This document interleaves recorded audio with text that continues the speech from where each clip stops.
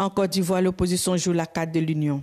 15 partis politiques viennent de s'allier sous une même bannière, la coalition pour une alternance pacifique. Son objectif, peser sur la présidentielle d'octobre prochain et imposer un rapport de force face aux partis au pouvoir. Parmi les poids lourds de cette alliance, on retrouve le PDCI-RDA, le plus vieux parti politique du pays, le MGC de Simone Veil, ex-première dame, ou encore le COJEP de Charles Blé Goudé.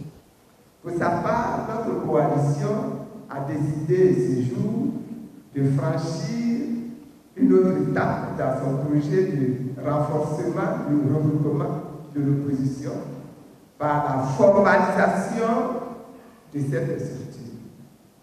C'est pour ça que nous vous annonçons aujourd'hui la création de la coalition des partis politiques dans l'opposition. Mais une absence de détails saute aux yeux, celle du PPAC, le parti de Laurent Gbagbo. Pas d'accord trouvé, pas de compromis. Résultat, une opposition divisée en 3 blocs avec le risque d'une dispersion des voix.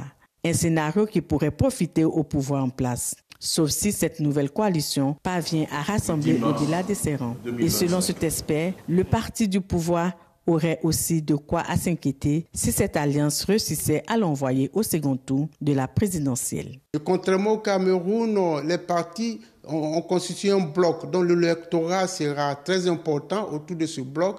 Et s'ils arrivent à envoyer le parti au pouvoir au deuxième tour, il y aura un regroupement de tous les électeurs de l'opposition autour de celui qui est arrivé en pole position au deuxième tour. Et je pense que ça doit beaucoup déranger le parti au pouvoir. Moi, je pense qu'il ne doit pas sous-estimer cette plateforme qui vient d'être mise en place. En attendant, la campagne s'annonce déjà sous tension avec une question clé. Cette alliance peut-elle vraiment peser sur le scrutin? Réponse dans les mois à venir.